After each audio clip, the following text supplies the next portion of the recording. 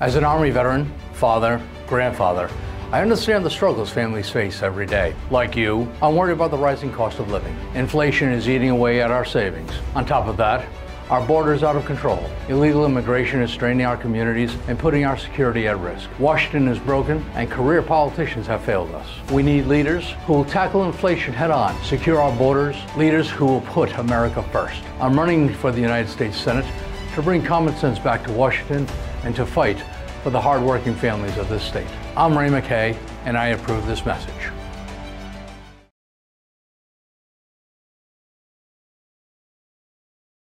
Good afternoon, everyone. Over the weekend, numerous people came up to me at both the local Santa Maria de Prada feast and while on the doors, asking me over and over again how Mayor Hopkins has gotten away with essentially, allegedly, stealing a car. If any of us regular Cranstonians had taken a car without paying for it and then sent city officials to harass and retaliate against this guy, we feel as though many of them have found themselves on a different side of the law. John Marion of Common Cause, a well-known good government group, said about this very detailed 22-page lawsuit and subsequent reporting over the weekend that this paints a picture of gritty, brazen abuse of office. Marion even goes on to say, if what is alleged in this lawsuit is true, he likely used his office in multiple ways to violate the state's ethics laws. Mayor Hopkins' statements to the press, especially in the Jim Hummel expose, that his legal position was that since Mr. Broccoli gave him the keys, he thus sold him the car, were mind-blowing. Even evidently so to the Attorney General, who quipped on X, makes you reconsider giving your keys to the valet parking attendant, at least in Cranston. What's become clear in our city over the weekend is that Cranstonians, even some of his now formerly most ardent supporters, have lost complete faith in Ken Hopkins. These revelations have been the final straw. Given these beyond serious allegations of theft, harassment, and retaliation by a public official that really, in total, are just a ridiculous abuse of office, I am today calling for the Rhode Island State Police and the Rhode Island Attorney General's office to come into the city of Cranston and launch formal investigations. Despite the mayor having a family member currently serving in the Attorney General's office, one who has been posting all over social media this weekend in the mayor's defense, I have absolutely full faith in Attorney General Nerona to create a firewall around that family member and to have the office conduct their work with the highest level of integrity. While I am not a lawyer, I am a lawmaker. In just the statements that the mayor has made since the story broke, there seems to be multiple traffic tribunal offenses that could be in play, including knowingly operating a vehicle. I'm going to wait 1 second while that goes by.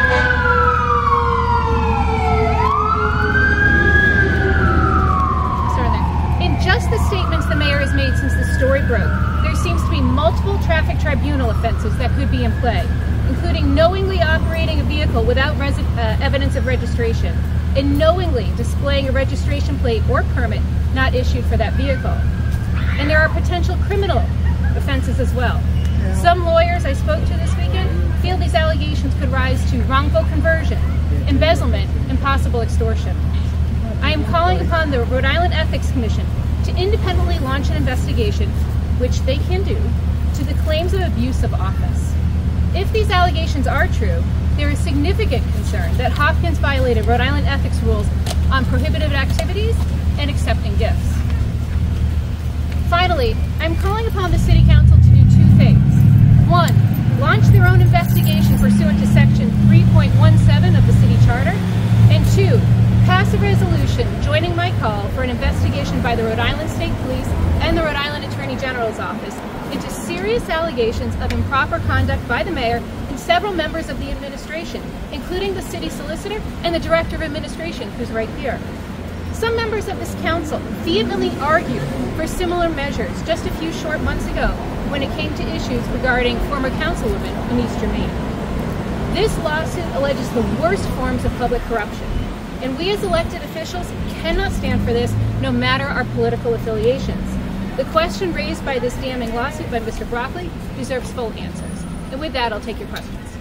Rep. Fenton-Fung, just to be clear, what you're alleging here today and what you've alleged in the press releases you've put forth is simply that the sitting mayor of Cranston, Ken Hopkins, stole a motor vehicle. Is Is that fair to say?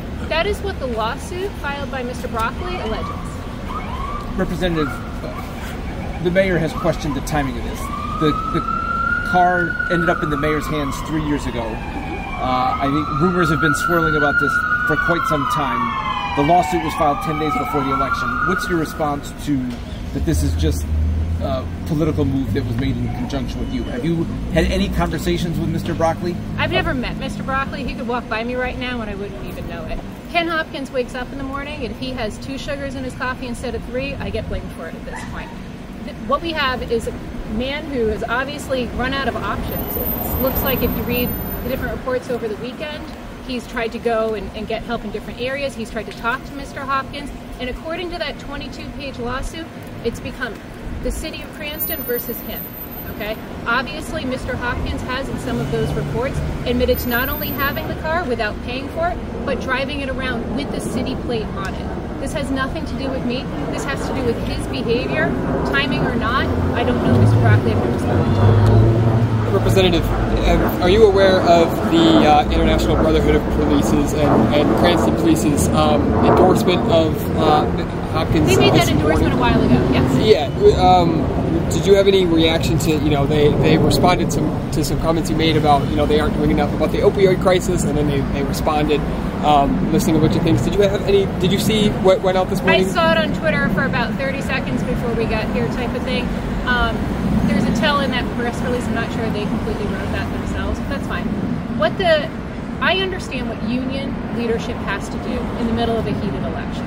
I don't hold it against them. The rank and file, when they watched that debate last weekend on Channel 12, I gotta be honest, what they came away with is that Ken Hopkins doesn't know how many police officers there are in his own city, and he's been mayor for 4 years, and his brother was on the force for decades.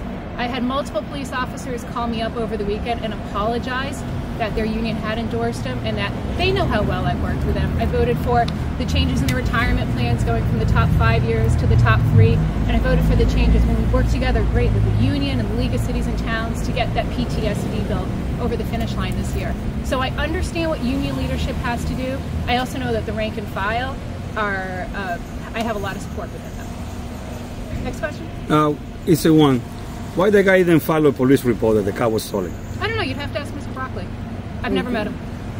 I assume reading that entire lawsuit with the retaliation and harassment that's gone on by the city of Cranston, allegedly, by the mayor, by the director of administration, by the city solicitor, I understand sometimes that things aren't as always straightforward as we would all like to see. But you would have to ask Mr. Broccoli. Today is really the first full day of autumn. You got that little bit of a snap in the air. Yes. Is the city of Cranston prepared to deal with a burgeoning homeless issue right now? No, we've talked about this, Pat, on several occasions too. We've got to work much, much better with the state and our community partners to get them into more permanent housing. But we'll get to that issue in a different interview for sure. Pat? I think the mayor has claimed that the business owner, Mr. Broccoli, was not paying taxes and hence there were some enforcement issues. If that turns out to be the case, and he was just trying to enforce those laws and the lawsuit was retaliatory, do you think that he then be owed an apology for this suggestion that he stole a car? I would say this, Patrick, where's the registration? Why you have a mayor who's admitted to having a car that he did not pay for, that he does not have the registration for, that he's driving around with the 30,000 plates on it. I don't know what the business interaction is in of itself. I think taking a car off the lot, knowing that violates ethics codes. So this is pretty simple when you take a look at the Rhode Island Code of Ethics. I think that in reality, this appears to be a much, much different story than that version of events. And I think, we'll see as this very detailed 22-page lawsuit describes and how it's going to play out over the next months and probably years in the legal system. But these are damning allegations, many of which Mr. Hopkins almost admitted to on Friday in different reports. When he says, yes, I have the car, yes, I took it. When someone asked him, well, how much were you supposed to pay for it? And he goes, I don't know, I don't remember. Those seem to be details that you would be very, very clear on had this been a much bigger clean bill of sale and whatnot. This appears to be the worst form of corruption, And these cover-ups just don't pass the smell test. Quickly on a follow-up to something you mentioned, that rank and file Cranston police officers reached out to you over the weekend, apologizing for their union's endorsement of Mayor Hopkins. Is that tied to this story, or is that just something that you've been hearing all throughout the campaign? I think it was magnified. We all understand union leadership's got to do it. That's no big deal. But I think that the rank and file are very embarrassed right now. They have their name to the fact the guy who is now being accused of such crimes that could rise to the level of extortion seems to, almost admit in the papers that he has a car that he does not have a registration for, that he has the city plates on. These are serious allegations, and some of these facts have already borne out. We're able to see it. So I think that's what they're more embarrassed by. But again, we'll work well together. We'll hopefully in a week we'll be able to put this primary behind us and work well together going forward. One more question. Motor vehicle laws are very strict in Rhode Island and Massachusetts, as in most states, about plate transfers. Is there any record that the city of Cranston is actually insuring this vehicle if, in fact, a plate has been affixed to it? I wouldn't know that. I wouldn't have it. You'd have to ask Mr. Hopkins for it. I think the potential motor vehicle offenses, there's two in particular. Operation of a vehicle without any evidence of registration, one, and then 31.8-3, improper use of evidence of registration. Nor shall any person display upon a vehicle any registration plate or permit not issued for that vehicle, or nor otherwise lawfully used. I would question whether or not having the 30,000 plate on both the City Explorer and this car rises to that level. Do you think the timing of this lawsuit helps your effort in the primary? I think it highlights everything that we've been talking before, the constant insider deals that we've always heard. It's not just this one thing. This isn't the shock round. This is just the nail in the coffin, okay? We've always had, throughout the year, people get campaign donations into the mayor's account, and then all of a sudden they get things through planning and zoning. We had the issues that we've talked about before about who gets jobs and who doesn't. Yes, there are many, many things that have gone on during this campaign. This just kind of seems to be the culmination, and this is a really large one, and one that I think the City Council would be very interested in seeing what we can do. I'll wrap it up. One of the mayor's early policies was seizing mopeds and dirt bikes that were illegal vehicles that didn't have license plates on and so forth. Isn't that ironic now? Should this antique car be seized, and just like Mayor Hopkins suggested, sending those dirt bikes to the Dominican Republic, should this vehicle be seized and sent to the Dominican Republic in line with Ken Hopkins' ideology? That's a funny thing. I will say this. This car, evidently, this 1975 MG Classic Anniversary Edition, evidently, and I'm not a car person, but there were only 1,000 of these ever produced. It is one of the most highly sought-after antique cars on the market. If you look on it online right now, they retail for about $15,000 to $23,000. Okay, so the idea that Ken Hopkins in the past few days has put out, I was going to give him $1,200.